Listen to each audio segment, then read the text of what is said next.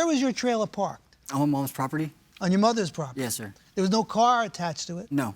It was just there? Yeah. And what was wrong with the hitch, by the way? It was cracked. It was cracked? Yeah, so you couldn't put the tow ball to it. Was the crack obvious? No, not really. But you knew it was cracked? Yes. And you would never have used it? I was told about that when I bought it. Okay. So you really just bought it for a place to stay, not to travel around with? Yeah. So had you just simply asked him, at some point in time, I might need your trailer to borrow? You didn't do that, did you?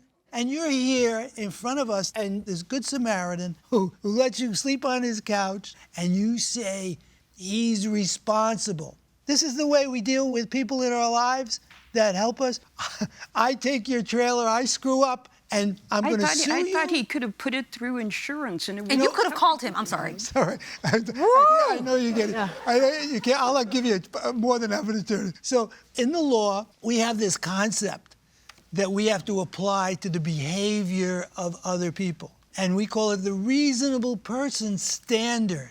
And would you think that any reasonable person would think that they had the right to take another person's home and move it to yours? It wasn't like I was just taking his home. It's not like I took it down to the lake and tried to make a boat out of it. I can't win. Used it only. I can't win with you. So, Judge Tawalda, you're free rein. You keep saying what he could have done. You could have just simply asked him for permission.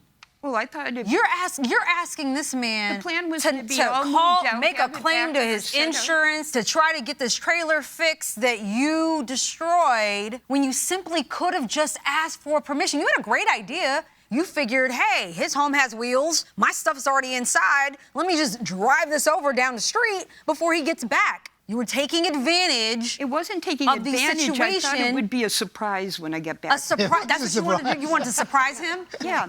It's not like you were there a year. You were there 2 weeks. The problem's over with his mother, and yeah, you really surprised him. Surprise. Now, young man, you're countersuing the plaintiff now. Yes. And how much money are you out as a result of her behavior? About $8,500. And how do you calculate that? Because my trailer was $6,200. How much did you pay for the trailer? $6,200. $6,200. Yes, sir. And it's not usable anymore. No. And what did you have in the trailer? All my belongings. And were they damaged? They all were. Do you have insurance covering the trailer? Yeah, but I didn't do the damage, so. Did you submit the claim to insurance? No, because it's not. I didn't do that. I want to do a fraudulent claim on the trailer. Because it wasn't supposed to travel, right? Exactly. Okay, so you had insurance that protected it for where it was at. For where it was at, yes. But you did not have automobile insurance for it being roadworthy. No. Okay, I'm not criticizing you for that. You couldn't file a claim because you didn't have that type of insurance. Exactly. And it would have had to be a fraudulent claim if you tried to get money from insurance and you chose not to do that. Yes. Does that change your mind at all? I can answer that for you, no. All right. You didn't have insurance for it. Doesn't change your mind at all. Like I said, the whole thing, I was going to just be out of there. The problem would be over with his mother, with him, and he was supposed to come home from work that day, and everything would be set up just the way what you did was thoughtless, dangerous, and costly. Let me ask this question. Did you attempt to retrieve any of your belongings from the trailer? He wouldn't let me. He had it towed to a shop. Okay, do you have any of her belongings still? No, it's all in the trailer. And where is the trailer now? In Fortuna, the auto place. It's where I was going to get it fixed at. I appraised that. Okay, so the trailer's still at an auto shop. Yeah. And my stuff is, Hold on, it can't be used, right? No, it's total. Okay, do you believe it can be repaired? No. So then what is it doing at the auto place? I haven't got it yet because I've been working. I work a lot. Why can't she get her stuff out of the place? She can if she wanted to. She just has to go there and get it. Okay, so she just has to go and you'll give her permission to go and get her stuff? Yes. Okay. All right, the parties are excused while we deliberate in this matter. Thank you both very much. And you know what? She's claiming that her property was damaged, but we don't even know that. Right. It could all be in that trailer. It could be in the trailer. Yeah. Perfectly fine. So she still has access to her stuff. She can go and try and retrieve some of it.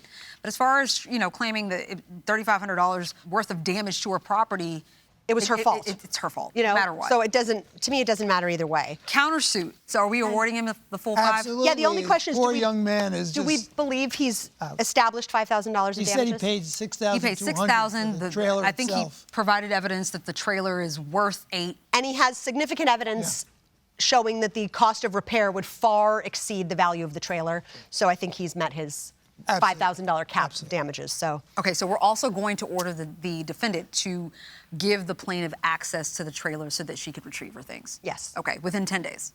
Yeah. All right, we have a verdict. Yes, we do.